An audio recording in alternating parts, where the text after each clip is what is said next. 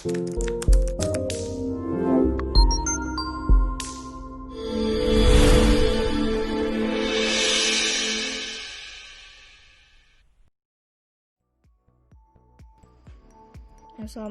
warahmatullahi wabarakatuh. Halo semua, perkenalkan saya Ramadina Novia, nomor WP 2011-213015 dari jurusan IKM kelas 3. Dosen pengampu Dr. Helmizar, SKMM Biomed. Di video kali ini saya akan membahas mengenai peran SKM dalam mencegah masalah kekurangan gizi dan kontribusi SKM dalam pencapaian target pembangunan milenium atau SDGs. Nah, sebelum membahas peran SKM dalam mencegah masalah kekurangan gizi, pertama kita harus tahu dulu apa aja sih masalah-masalah gizi di Indonesia. Masalah gizi di Indonesia yang pertama adalah kekurangan energi protein. KEP merupakan keadaan kekurangan gizi yang disebabkan oleh rendahnya konsumsi energi dan protein dalam makanan sehari-hari, sehingga tidak memenuhi kecukupan yang dianjurkan. Ada 3 tipe KEP. Yang pertama, kwashiorkor, terjadi akibat kekurangan protein. Yang kedua, marasmus, terjadi akibat kekurangan energi. Yang ketiga, marasmus kwashiorkor, gabungan dari keduanya. Gejala klinis kwashiorkor yaitu rambut tipis merah seperti warna, edema pada kedua punggung kaki, bisa juga seluruh tubuh, rambut jagung mudah dicabut tanpa rasa sakit, rontok, kelainan kulit atau dermatosis, wajahnya membulat dan sembab, pandangan matanya sayu, terjadi pembesaran hati, sering disertai penyakit infeksi akut seperti diare, ispa dan lain-lain, apatis dan rewel, ototnya mengecil atau hipotrofi. Gejala klinis marasmus yaitu wajah seperti orang tua, cengeng dan rewel, sering disertai penyakit infeksi seperti diare, umumnya kronis berulang, dan TBC.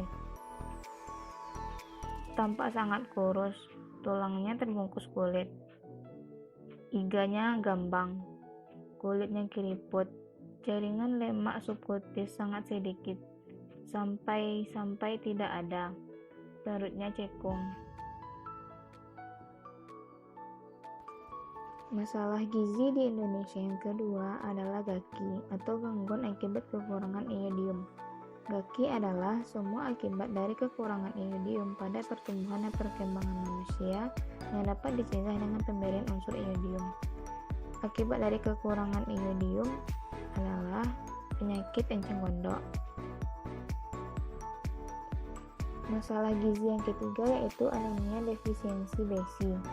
Anemia defisiensi besi atau ADB adalah salah satu jenis anemia yang disebabkan oleh kekurangan zat besi, sehingga terjadi penurunan jumlah sel darah merah. Gejala dari anemia defisiensi besi yaitu rasa lelah yang berlebih, kulit tampak pucat, peradangan atau rasa nyeri pada lidah, kuku rapuh, dan lain-lain. Masalah gizi yang keempat yaitu kekurangan vitamin A atau KVA. Kekurangan vitamin A adalah keadaan di mana simpanan vitamin A dalam tubuh berkurang dengan gejala awal rabun senja. Dampak kekurangan vitamin A, yang pertama rabun senja, yang kedua keratomalacia, yang ketiga seroftalmia, dan yang keempat mata buta. Sekarang ini, masalah kekurangan gizi di Indonesia yang prevalensinya masih tinggi yaitu stunting.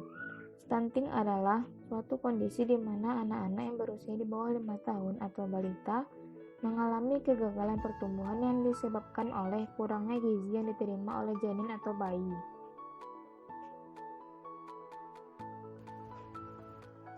Permasalahan stunting sendiri terjadi dimulai dari dalam kandungan dan baru akan terlihat ketika anak sudah menginjak usia 2 tahun. UNICEF mendefinisikan stunting sebagai persentase anak-anak usia 0 sampai 59 bulan dengan tinggi badan di bawah minus atau stunting sedang dan stunting berat, dan -3 stunting kronis. Hal ini diukur dengan menggunakan standar pertumbuhan anak yang dikeluarkan oleh WHO. Kondisi anak yang mengalami stunting dapat dilihat dari tinggi badan mereka yang berada di bawah standar tinggi anak seusianya, pertumbuhan tulangnya yang tertunda, dan berat badan rendah untuk seusianya. Selain mengalami pertumbuhan terhambat, stunting juga seringkali dikaitkan dengan penyebab perkembangan otak yang tidak maksimal. Dalam Global Nutrition Report 2016, tercatat bahwa Indonesia berada di peringkat kedua se-Asia Tenggara dalam permasalahan stunting ini. Berikut adalah gambaran prevalensi stunting di Indonesia. Berikut adalah gambaran dari anak-anak yang mengalami stunting.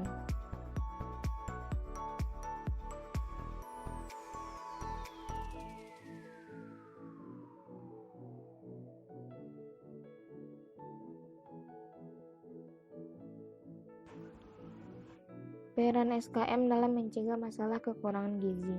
Mengacu pada Sun Framework yang telah disusun sebagai landasan untuk aksi penyelamatan 1000 hari pertama kehidupan dengan berbagai intervensi, maka SKM dapat berperan di berbagai posisi dan berbagai bidang. Dalam Nutrition Specific Intervention, SKM yang bergerak di bidang gizi dapat berperan dalam merancang, merencanakan, serta mengimplementasikan program penanggulangan masalah gizi pada remaja dan prakonsepsi, program suplementasi dan fortifikasi, penganekaragaman makanan, dan program spesifik lainnya. SKM juga dapat terlibat dalam program perbaikan gizi. Kontribusi SKM dalam pencapaian target pembangunan atau SDGs. Masalah gizi terkait dengan tujuan SDGs nomor 2 dan nomor 3. Tujuan 2 SDGs adalah menghilangkan kelaparan, mencapai ketahanan pangan dan gizi yang baik, serta meningkatkan pertanian berkelanjutan. Sedangkan tujuan 3 SDGs adalah menjamin kehidupan yang sehat dan meningkatkan kesejahteraan seluruh penduduk semua usia. SKM dapat terlibat dalam target program dari tujuan 2 SDGs, yaitu 1. Mensosialisasikan tentang manfaat pola konsumsi pangan perorangan dan masyarakat yang beragam, bergizi seimbang dan aman. B2SA untuk hidup sehat, aktif dan produktif. Yang kedua, melakukan promosi perilaku masyarakat tentang kesehatan, gizi, sanitasi, kebersihan, dan pengasuhan. Yang ketiga, melakukan perbaikan atau pengayaan gizi pangan tertentu dan penetapan persyaratan khusus mengenai komposisi pangan untuk meningkatkan kandungan gizi pangan olahan tertentu yang diperdagangkan. Yang keempat, terlibat dalam penguatan integrasi intervensi gizi spesifik dan gizi sensitif dengan fokus utama pada 1000 hari pertama kehidupan remaja, calon pengantin, dan ibu hamil.